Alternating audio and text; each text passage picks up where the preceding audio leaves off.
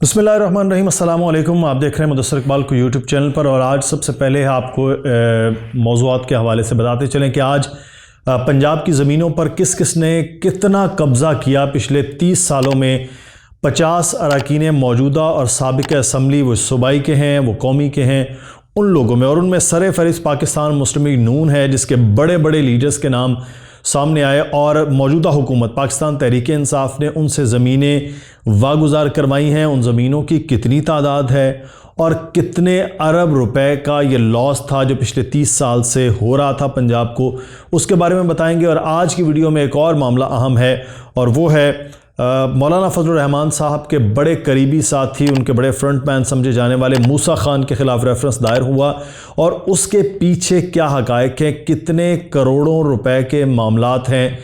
आज की वीडियो में ये तमाम तर चीज़ें बताएंगे। और साथ ही साथ ख्वाजा आसिफ साहब के 48 अकाउंट निकल आए हैं, उनके बारे में भी कुछ जिक्र होगा। तो सबसे पहले जनाब आज आगाज़ करते हैं।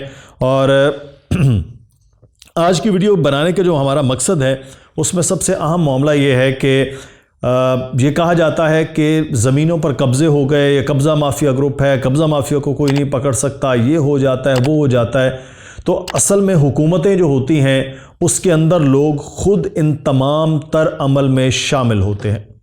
तो मैं आपको ये छोटी सी एक मिसाल दूं कि पिछले 30 साल में पंजाब में जहां पर कब्ज़े हो रहे हैं, उनमें 50 वो लोग शामिल हैं जिनके रिश्तेदार, जिनके फ्रंटमैन, जिनके बच्चे और जिनकी बीवियों के नाम पर ये तमाम तर कब्ज़े हैं। और इन कब्ज़ों में किसी में पेट्रोल पंप बने हुए हैं, शादी हॉल बने हुए हैं, हाउसिंग सोसाइटीज़ बनी हुई हैं, पेट्रोल पंप्स बने हुए हैं, और फार्म हाउसेस बनाए गए हैं। आज वीडियो में उसकी भी तादाद आपको बताएंगे कि वो कितनी है और कितने अरब रुपए का ये लॉस था जो इस वक्त एंटी करप्शन के तहत ये सारा मामला हुआ। और ये पंजाब में उस्मान बुज़दार की हुकूमत, और ऊपर से ऑब्वियसली ऑर्डर इमरान खान का था कि सब के ख़िलाफ़ कार्रवाई की जाए, और मुकदमात भी दर्ज हुए हैं और कुछ की गिरफ़्तारियाँ भी हुई, जिन गिरफ़्तारियों के बाद फिर पाकिस्तान मुस्लिम लीग नून के लीडरान कह रहे थे कि ये ज़मीन तंग की जा रही है, सियासी बुनियादों पर मुकदमात बनाए जा रहे हैं। तो सवाल आज की वीडियो में हम ये भी उठाएंगे कि वो जो पेट्रोल पंप्स बने हुए हैं, वो किस बुनियाद पर सरकारी ज़मीनों पर बने, वो जो शादी हॉल बनाए गए हैं वो किस तरह से बन गए, वो हाउसिंग सोसाइटीज़ किस तरह से बना दी गई हैं। तो जनाब आज की वीडियो में आपको उसी तरतीब के साथ तमाम तर चीज़ें जो हैं वो बताते हैं कि जनाब मैं पहले तो आपको ये बड़ा ज़रूरी समझ रहा हूँ कि यहाँ पर उनका जो तफसीलात हैं उन इलाकों की वो बता दी जाए। अच्छा, ये जो ज़मीनों पर कब्ज़े हुए हैं, ये बुनियादी तौर पर लाहौर, गुजरांवाला में, सियालकोट में, गुजरात में, मंडी बहाउद्दीन में, रावलपिंडी में, फैसलाबाद, इन इलाकों में सबसे ज़्यादा ये जो ज़मीनें हैं उन पर कब्ज़े किए गए हैं। अच्छा, उसके बाद जनाब आ जाता है कि ये कब्ज़ा की फ़हरिस्त में जो लीडरान सबसे ज़्यादा जिस जमात के आए हैं, वो जमात पाकिस्तान मुस्लिम लीग नून है। तो पाकिस्तान मुस्लिम लीग नून के जो अरकान सूबाई असम्बली, कौमी असम्बली हैं या साबिका अरकान असम्बली हैं, उनके नाम सर फहरिस्त हैं इन कब्ज़ों के ऊपर, जो पंजाब में पिछले 30 साल से मुख्तलिफ़ इलाकों में ये कब्ज़े किए गए हैं। अच्छा, उसके बाद जनाब मैं इस फहरिस्त में जो एक तरीक़ाकार मैं आपको जैसे बताया कि रिश्तेदार होते हैं और फ्रंट मैनों के ज़रिए यहाँ पर कब्ज़े किए जाते हैं। अच्छा, इसमें जो चीज़ें बनाई गई उनमें शादी हॉल्स हैं, हाउसिंग सोसाइटीज़ हैं, पेट्रोल पंप्स हैं, फार्म हाउसेस हैं, कमर्शियल मार्केट्स हैं, बस स्टैंड बनाए गए हैं, सिनेमा घर हैं, और ज़रई रकबा जो बहुत ज़्यादा है उस पर कब्ज़ा किया गया। अच्छा, आज की वीडियो में हम आपको ये भी बताएंगे कि अब जब ये कब्ज़ा हो जाता है तो फिर उसका तरीक़ाकार उनके पास क्या होता है। सबसे ज़्यादा तो आसान किसी भी कब्ज़ा माफिया के लिए होता है कि वो ज़रई ज़मीन पर कब्ज़ा कर ले। अच्छा, अब वो ज़रई ज़मीन पर जब कब्ज़ा हो गया तो वहाँ पर वो खेती बाड़ी कर रहे हैं, जितनी फसल आ रही है वो सारी की सारी उनकी है। गवर्नमेंट की ज़मीन को उन्होंने आबाद कर लिया, कब्ज़ा कर लिया, और फिर कुछ नहीं है जो उनको दिया जाएगा। तो ये सबसे जो बड़ी चीज़ है वो है ज़रई रकबे के हवाले से। तो ये 460 एकड़ ज़मीन जो है वो इस सारे कब्ज़े के अंदर वो थी, 460 एकड़ ज़रई ज़मीनों का है। अच्छा, इसके साथ साथ 522 कनाल। वैसे तो इसको जो है वो आप एकड़ों में भी तरतीब दे देते हैं, लेकिन ये भी बहरहाल वो ज़मीन है जिसमें कुछ ज़रई है और कुछ पे हाउसिंग सोसाइटीज़ बाकायदा तौर पर तरतीब दे दी गई, बना दी गई। ये काम किया गया है इस सारे मामले में। उसके बाद जनाब ये 64 मरला ज़मीन भी है जिसमें कुछ पेट्रोल पंप्स हैं और उसमें कुछ शादी हॉल वगैरह वो बनाए गए हैं। कमर्शियल मार्केट बाकायदा तौर पर, एक कमर्शियल मार्केट भी है, एक पेट्रोल पंप है, एक शादी हॉल है। तो ये बनाए गए 8 मैं आपको बताऊं कि हाउसिंग सोसाइटीज़ वो तरतीब दी गई हैं। अच्छा, ज़रई और कमर्शियल अराजी मैंने आपको बताया कि ये दोनों शामिल हैं, तो इसमें ज़रई रकबा वो बहुत ज़्यादा है जिसको शामिल किया गया। अच्छा, अब आप के जहन में होगा कि ये तरतीब के मैं आपको जैसे पहले बताया कि 8 इलीगल हाउसिंग सोसाइटीज़ हैं, 5 पेट्रोल पंप्स बनाए गए हैं, 5 फार्म हाउसेज़ हैं, एक वैगन स्टैंड, बस स्टैंड जिसे हम कहते हैं वो भी है, एक कमर्शियल मार्केट, एक सिनेमा भी है और एक शादी हॉल भी है। तो ये जनाब जो बड़े बड़े नाम हैं ये उनमें शामिल हो रहे हैं। अच्छा, इसमें 3 अरब 42 करोड़ 40 लाख रुपए की ये जो लॉस है, ये इस सारी इतना लॉस हुआ इस सारे अमल में जो इनके पास ये सारी ज़मीनें रही। अब इनसे ये रिकवरी भी होना बहुत ज़रूरी है क्योंकि कुछ के ख़िलाफ़ मुकदमात हो गए हैं और कुछ के ख़िलाफ़ मुकदमात जो हैं वो गिरफ़्तारियाँ भी हो गई हैं। अच्छा, पिछले दिनों में आपने देखा होगा खोखर बरादरान का बड़ा नाम आ रहा था। लाहौर की ज़मीनों पर कब्ज़े का सबसे बेहतरीन और मास्टरमाइंड जो है वो खोखर बरादरान है। सैफुल मलूक खोखर, अफजल खोखर MNAs भी हैं और पाकिस्तान मुस्लिम नून के बड़े मियाँ नवाज शरीफ साहब के बड़े करीबी हैं, क्योंकि उन्होंने जितने तहाइफ और जितनी चीज़ें मियाँ साहब के लिए दी हैं वो शायद किसी और ने नहीं दी हैं। तो सैफुल मलूक खोखर साहब का नाम बड़ा सर फहरिस्त इसमें आता है। और आपके और हमारे बड़े हरदिल अजीज़ तज्ज़िया ख़ार हामिद मीर साहब जिनके लिए मुकदमे लड़ रहे हैं और जिनकी बातें कर रहे हैं, ख्वाजा मोहम्मद आसिफ साहब इसमें शामिल हैं ज़मीनों पर कब्ज़े में। उनकी अहलिया मोहतरमा, उनका नाम भी कब्ज़ा माफिया में शामिल है। उनके बेटे जो हैं उनका नाम भी इस कब्ज़ा माफिया में शामिल है। आप अंदाज़ा लगाएं कि कितने बड़े बड़े नाम हैं। और पिछले दिनों में आपने एक वीडियो देख रही होगी मियाँ जावेद लतीफ़ की, जो कह रहे थे कि 31 दिसंबर को ये हुकूमत चली जाएगी, ना जाए तो मेरा नाम बदल लीजिएगा। मियाँ जावेद लतीफ़ भी कब्ज़ा माफिया में। वैसे भी शेखुपुरा में शामलाट की बड़ी ज़मीन है जिसमें जनाब मियाँ जावेद लतीफ़ साहब का साल से कब्ज़ा चल रहा है।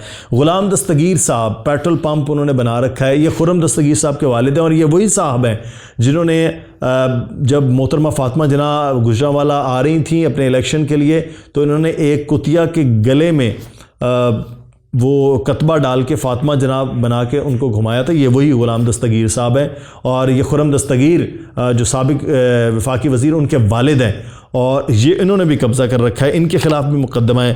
फिर मज़र क़यूम नारा साहब, बड़े पिछले दिनों में गिरफ़्तारी भी हुई उनके नारा बरदरान की, तो उस पर बड़ा वावेला हुआ। मरीम नवाज़ साहिबा ने भी बड़ी उस पर ट्वीट की और बातें की।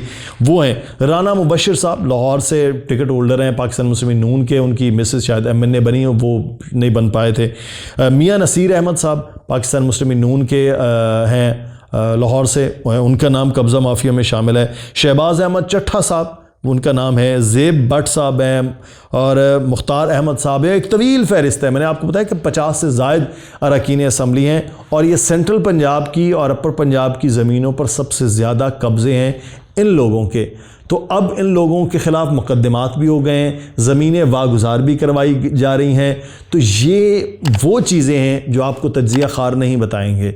उनका काम कुछ और है, वो कुछ और बताना चाहते हैं। हम आपको ये सारी चीज़ें रिपोर्ट्स में और इन चीज़ों में वो बताते रहेंगे।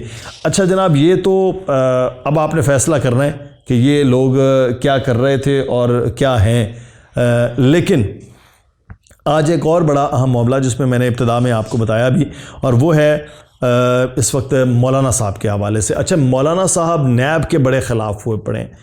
अंदर की ख़बरें जो हैं वो आपको बता देते हैं कि नैब के मौलाना के करीबी साथी हैं मूसा खान साहब, उनके ख़िलाफ़ नैब खैबर पख्तूनख्वा ने रेफरेंस दायर कर दिया। कहानी आपको सुना देते हैं। मूसा खान साहब जनाब सरकारी मुलाजिम हैं। सरकारी मुलाजिम होते हुए उनके असासे इतने ज़्यादा थे कि बंदा हैरान परेशान हो जाता है। पहले तो उन्होंने नाजायज़ अपना इख्तियारात का इस्तेमाल किया, अपने भतीजे को और बेटे को ग्रेड 12 और 8 के अंदर नौकरियां दी जो कि गैर कानूनी तौर पर थी। लेकिन जो असासों के मामलात हैं वो बड़े अजीब व गरीब हैं जनाब। वो हैं कि करीब 1 करोड़ 92 लाख की जायदाद जो है उनकी, 1 करोड़ 92 लाख की जायदाद का रिकॉर्ड नहीं है कि ये कैसे आपने हासिल की है। वो प्रूव ही नहीं दे पा रहे हैं कि वो उनके पास ये सारे पैसे कहाँ से आए और उन्होंने ये कैसे ली। सरकारी मुलाजिम होते हुए उनके अकाउंट से 3 करोड़ 29 लाख की ट्रांजैक्शन हुई है और उनके जो दोस्त हैं मौलाना फजलुर रहमान के, उन्होंने मिलकर क्योंकि 6 करोड़ रुपए के ये पूरी एक करप्शन की कहानी बनाई। लेकिन सिर्फ और सिर्फ इनकी 3 करोड़ 29 लाख रुपए की ट्रांजैक्शन हुई है इनके अकाउंट से, आप अंदाज़ा लगा लें।